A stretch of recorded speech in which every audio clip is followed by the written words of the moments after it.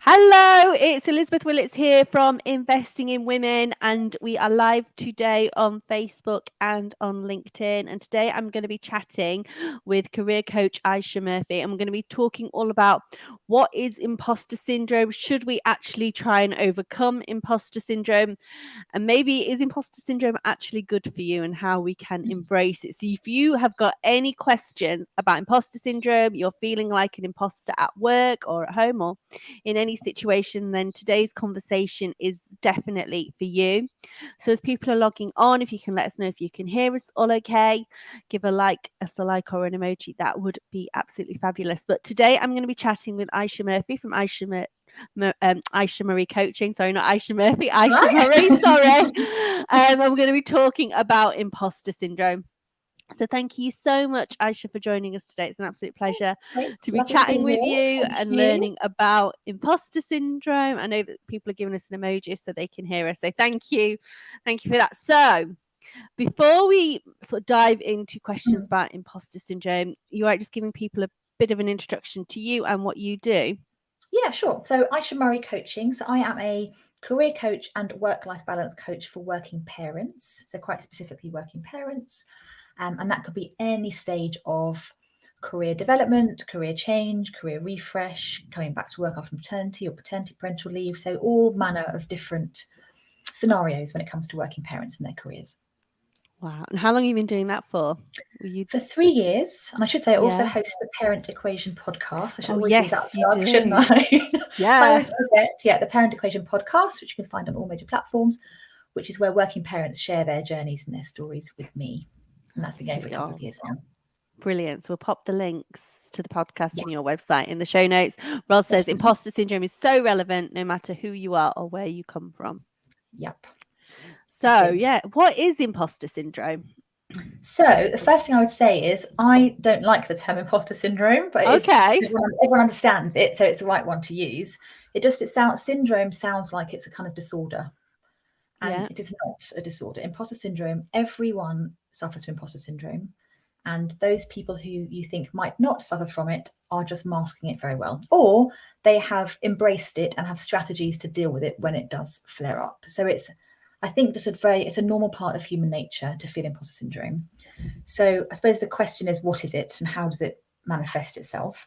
It's basically, the bottom line is feelings of inadequacy. So feelings that you're not good enough, feelings of self-doubt, which especially they tend to come up in situations which can be quite meaningful, which is why I believe parents can feel imposter syndrome quite a lot, or can flare up at certain points, because being a parent is obviously extremely meaningful. You have situations all the time where you're feeling like you should be performing at your best. You should be the greatest mum, the greatest dad, the greatest employee. You should have your work-life balance sorted out. You look at someone else who appears to have it all nailed and you don't. So those feelings of guilt, of self-doubt, of your sort of inner critic flaring up happen a lot for parents because of the situation we're in, because of the demands of having these little dependents that require everything from us. And it's a heavy, it's quite a heavy load to bear. So it does come up quite a lot for parents. With imposter syndrome, because it's a fear of failure, they feel like if we do this, we are going to fail. So therefore, do you know what? I'm not going to bother doing it at all. The easiest option is to not try and progress or not try and grow or take on opportunities, because I'm actually scared that if I can't do it, if I do it wrong, people will judge me. Yeah. And rather not be judged and not feel like a failure. So I'm not even going to pursue the opportunities. So we really limit our ability to grow if we let imposter syndrome take over.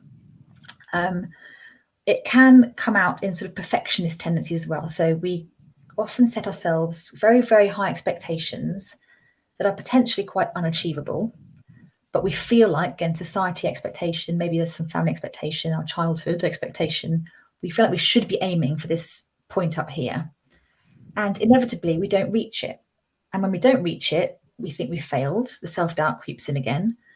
So it's that perfectionist tendency of overcomplicating our goals and our expectations. And actually, let's look at it realistically. What do we want to achieve? What's possible?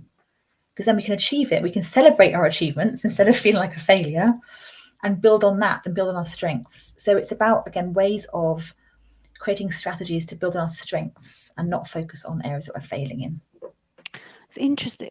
Do you think, because I'm just thinking like I'm thinking of a workplace situation. You'd probably, a lot of people when they start, particularly new jobs or go back to work, or they must feel a lot of imposter syndrome. But actually, just thinking of me, I've gone to like the gym in January and looked at these really buff people like pumping weights on the treadmill, and I felt imposter syndrome there. So I guess it's probably not just a workplace thing, although we're sort of talking about a workplace No, thing. it's not. And can you feel it anywhere? Yeah, of course you can, because it's those feelings of inadequacy and that you're not good enough. So those feelings can manifest at any point and during any situation. It's just that when you have particularly, as I said, meaningful points, so maybe it is a new role, maybe you've just had a baby, definitely just had a baby, because then that's when the mum guilt comes in. I'm not doing a good enough job as a mum, because all the books say I should be doing this. My baby's doing none of the things they're supposed to be doing, therefore I must be failing. Quite often when you come back after parental leave, similar, it's a big change and a big point in your journey, I suppose. And it's those points where the imposter syndrome can really flare up. However, to your point, it can absolutely creep in at any point where you're just feeling not quite right. So I suppose the question to you on the gym thing is, why did you feel like an imposter? What was it that was going through your mind that made you feel like that? I think because I'd have probably felt really fat and unfit and, and I guess worried that people would be judging me and thinking that, I wasn't looking right or doing it right. And I think that, but I guess that is imposter syndrome, isn't it? Yeah, it is. Yeah. And it's about reframing the language you use. So it's about how can we reframe our sort of negative and our negative self-critic. How can we change the language you use? And that's part of one of the strategies is about acknowledging imposter syndrome when it comes. So I don't believe we can ever get rid of imposter syndrome. It's just something, again, I think it's human nature, but it's acknowledging when it's happening and saying, right, this is how I'm feeling now. I'm in the gym. I'm feeling this sort of feelings flare up. I'm not good enough. People are looking at me. I'm being judged. And it's thinking to yourself, okay, why am I here? What am I here for? What are my objectives? And rather than saying, I can't do this, I'm being looked at, it's like, no, I'm here to get fitter, to make myself feel better. I've got a positive reason for being here. And it's about flipping around that language for you to remotivate yourself and give yourself that drive, because negativity will then just stop you going. And you will think, I don't want to go to the gym anymore. You won't realize your goals of getting fitter, whatever it is, and you'll stop completely. So it's how can you reframe the language to re-energize and remotivate yourself to keep going, and it probably exceed your own expectations if you change it in that way. Yeah, brilliant. Richard says hello from Newcastle. Hi Richard, thanks for watching. And Roz has a question. She has asked, do you find that there is a gender skew? She's found, generally speaking, is it women more than men, or perhaps men hide imposter syndrome better? Common question. Maybe Richard can answer from his point of view, being a man on the call. So again, personal experience, because I haven't done a psychological survey into men and women. However, from my experience with my clients and speaking to people, everyone suffers from it, but men do hide it better. Now, whether that is expectation from when we are children and the expectations of women and how we're supposed to behave, how we're supposed to kind of act in a certain situation, whereas maybe men are taught to stand up for yourself, be confident, just go in there, ask for what you want, don't take no for an answer. Women tend to be more people pleasing than men generally. It's again could be a confidence issue, because women, again, traditionally, this is changing now, have I suppose a more squiggly journey, especially when you're having kids and they are off with the children, they go back to work, they might be off again with a second child or a third child. We don't have the time to build up that confidence, build up that momentum, I think, often in work. It gets interrupted, I suppose. It's interrupted, which affects our confidence. So not saying we can't be confident, and absolutely we can be, but I think the interruption doesn't help. So potentially, if you have less interruption, maybe you can build that confidence, that momentum comes, and you can fake it till you make it better, which is absolutely something that people do. So I think imposter syndrome exists in everybody. Maybe some are better at faking it and covering up and creating a persona in certain situations. I'm wondering as well if hormones come into it, just building on Roz's point, because taking it back to the gym analogy, if you're on, when you're heavily on your period, you feel pretty rubbish and you just want to be at home and curled up, and then, midway through your cycle, you're more confident, aren't you? And you tend to have more energy. So I wonder if that comes into it. I don't know if if anyone's spoken to you anecdotally, if the imposter syndrome strikes at a certain time of the month. Yeah, I mean, there are several great coaches who coach around women's cycles. And it's firm, and this applies to everything, but it's how can you set yourself up for success in any situation? And if you know that you are not at your best when you're on your period, then don't go to the gym. If that's, if you're going to suffer already and you're going to put yourself on the back foot, then don't do it when you're at your best, when your energy levels are high. But that applies to anything, I think, in life. You set yourself up for success and start to acknowledge, not just with cycles, because obviously it applies to men and women, but just generally, when do you perform better? When are you more open to opportunities? When are you more confident? What situations do you need to be in to be more confident? And then, I suppose, do things around those different times. So put yourself in the right situation at the right time for you. And it's different for everybody. So that's about self-awareness, I think, and setting yourself up for success. And I suppose from a work analogy, if you're not, you don't feel your best when you're on your period, if you have that control, then you could do those big presentations and those sales pitches, at the beginning of your cycle, maybe when you do feel better. And it's about self-awareness. Definitely. For everybody, men and women, that more self-awareness. So actually, we're coming on then to the next question, because this ties in really well. So we talked about imposter syndrome. Sounds like we all get it. We will all get it at some points in our lives and at various different situations. So I guess the question is, we can't get rid of it. It's something that's there. We don't want it. You've sort of spoken about how it can hold people back because they're so afraid to fail. But we don't want to fail. We don't want that to hold us back. So how can we get comfortable with feeling uncomfortable, I guess? Okay. So I think there are a couple of things. There's firstly is the reasons why we should embrace it, and actually how, if we do embrace it and acknowledge it, we can actually move ourselves from a personal growth point of view. So there's a well-documented journey that we often go on from our comfort zone, which we sit in most of the time, and that is doing things that we know that we can do well, we're comfortable with. It's something that's probably part of our routine, and we sit there quite happily for most of the time. When we move out of our comfort zone, or we're given opportunity to move out of our comfort zone, or there's a new challenge or whatever we want to take on, we move into the fear zone. And the fear zone is where imposter syndrome lives. And it's that fear of everything I mentioned already, the fear of failure, the self-doubt, the what are people going to say if I get it wrong, that lives in that fear zone. And that is the point that we need to push past. So we need to acknowledge that if we can get ourselves past fear and embrace the fear and think, I'm going to do it anyway, whatever the outcome, I'm going to learn from this, then we move into the learning zone. And that basically is quite straightforward. If you do something new for the first time that you're afraid of, once you've done it once, you've done it. And then you do it again. And then you do it again, and you do it again. And eventually that becomes then part of your comfort zone. And your comfort zone extends to include those new challenges, those new opportunities that you've put yourself or forced to do. If you can then keep that momentum and keep that mindset going over time, you move from learning into growth. And that's when the real potential comes in. And when people talk about limitless potential and all that kind of stuff, that is in that real true growth zone. Because then essentially you're realizing your aspirations, you're realizing your dreams and your expectations that you've put on yourself. Because I suppose in theory, you're not as afraid to just put yourself out there and try new things. And we all know that by trying new things, new opportunities open up to us. So if we can understand that in the background, there's this journey that we go on from comfort to fear to learning to growth, that to get past that fear opens up so many doors, opportunities, potential for us. So it really is something we need to try and get past. Yeah. So your original question is, how do we get past it then? How do we get past this fear zone, which exists for most of us? And there are a few different strategies. So I've mentioned one already, which is the reframing language. So that is basically acknowledging our feelings as and when they start to flare up and think, okay, I can feel these feelings of self-doubt coming up, inadequacy. I'm afraid what people might say. I think I might fail. So you stop and think, right, it's happening now.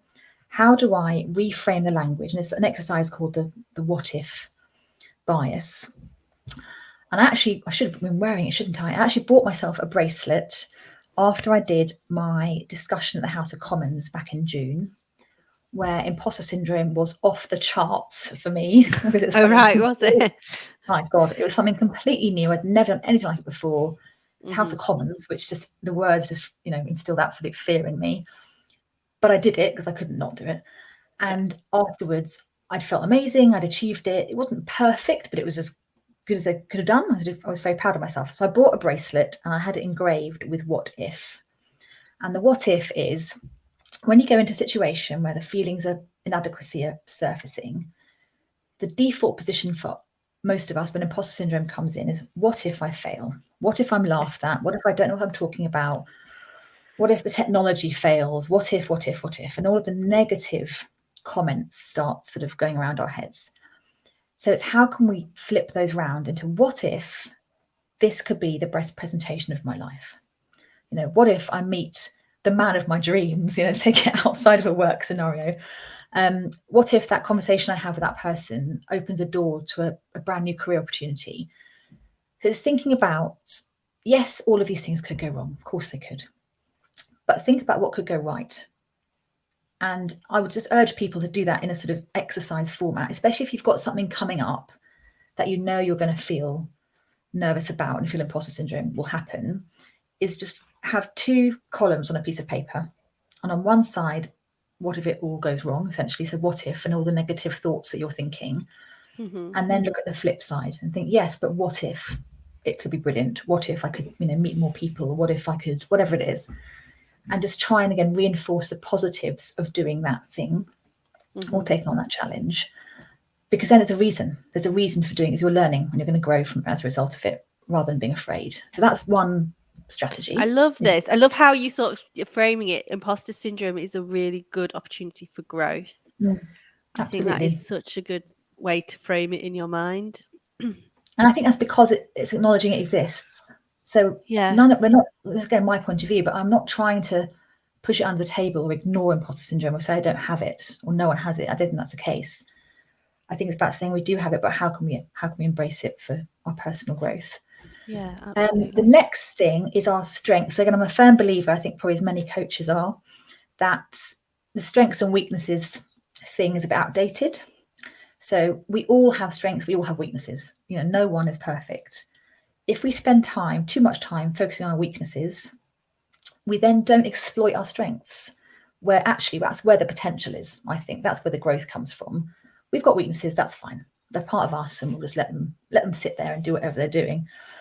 But if we can really focus on what we're good at, and again, there are ways of doing this. So you could ask yourself, just what am I good at? Which is quite a hard question. So maybe you ask for feedback from friends, family, work colleagues.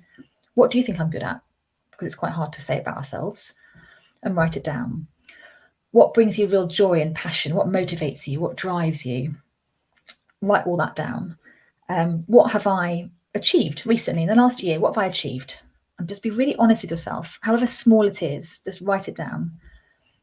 What obstacles have I overcome in my life? Because we've all overcome obstacles. We've all had strategies for overcoming it. We've all dealt with things and come out the other side. Yep. So what are the obstacles that I've overcome in the past 6 months, 12 months, 5 years, whatever it is? And just really focus on all of those positives, the things that we've done, the things we're good at, the things people like about us. Why do people like me? Again, very hard question to answer. It's a bit icky for a lot of people, but just really try and get into that detail and keep your focus there rather than, yes, but I'm no good at X, Y, and Z. Try to not let that sort of, those gremlins come in, and just keep referring back to your lists of, no, but I'm good at this. I know I'm good at this.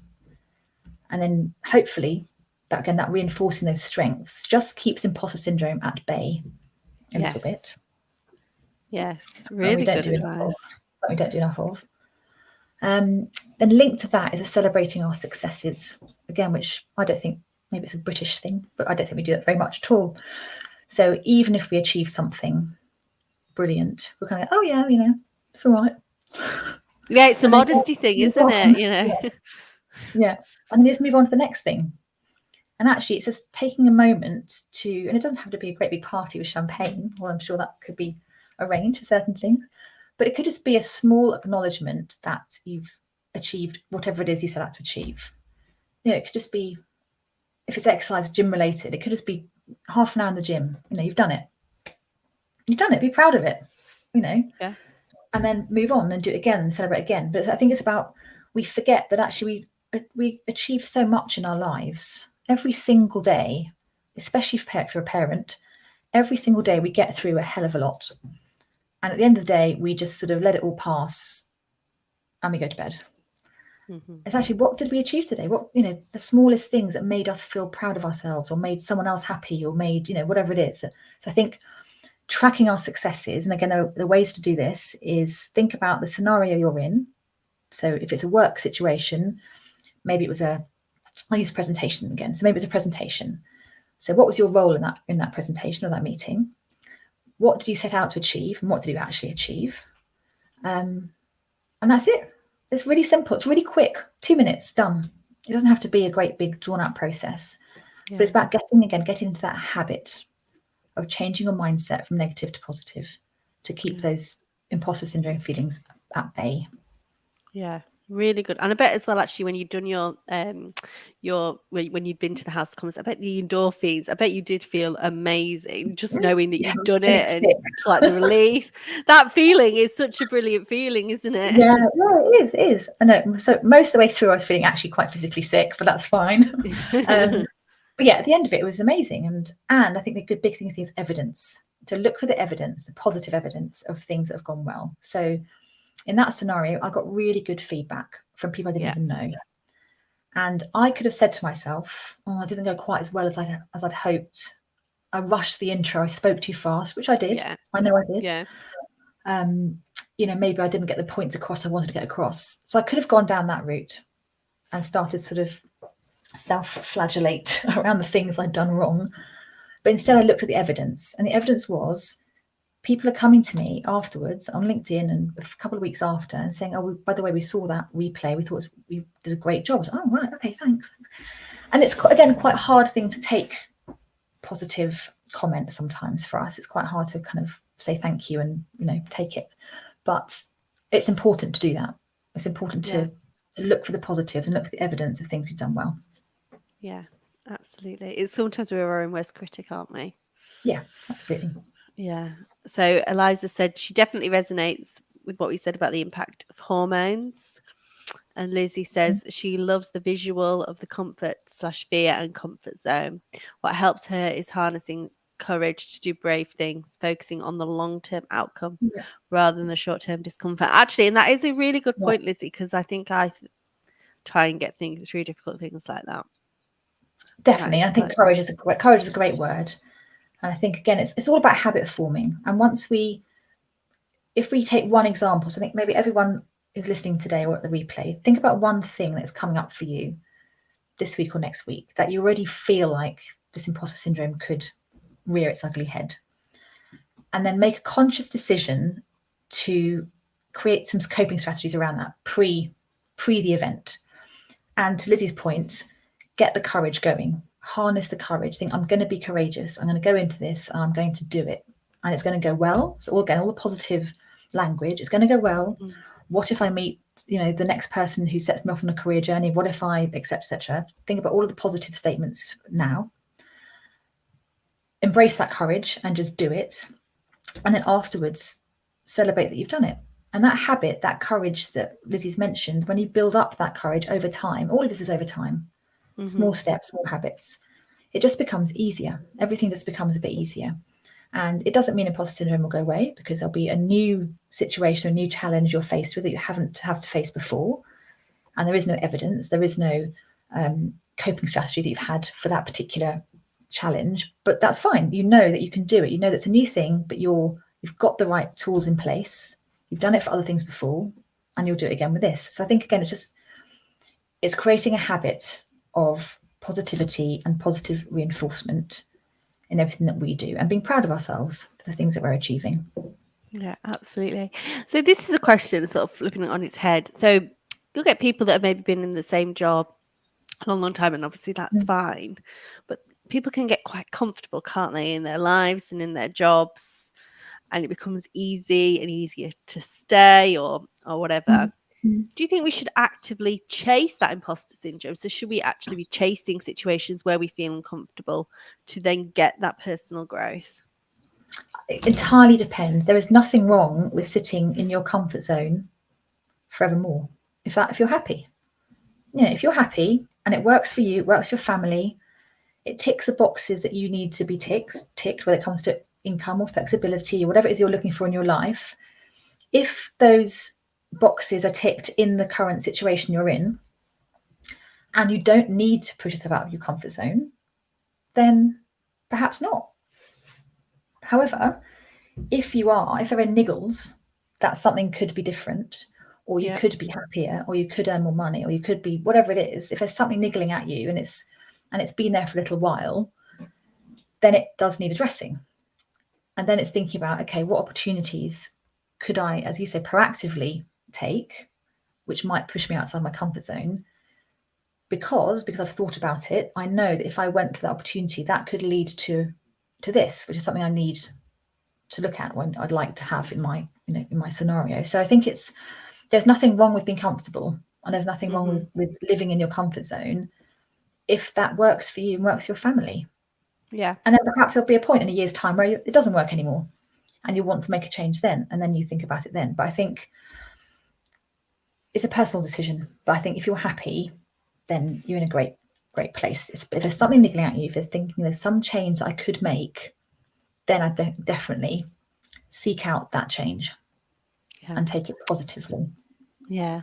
This session has been brilliant because, I felt really uncomfortable, setting up my business and doing certain things. But I will now revisit the gym. And it has, just having this conversation with you, made me really reframe how I feel about imposter syndrome and how it is actually a good thing. And it does lead, to something, to that growth that, by and large is good for a lot of people, at certain points in their lives. So thank you so much. You're a great example of someone who is achieving so much, but you probably don't sit down and give yourself credit for it. No, I don't. You probably think, look at how far I've come, and look what I've achieved, look at all the people I'm now touching with everything that you're doing.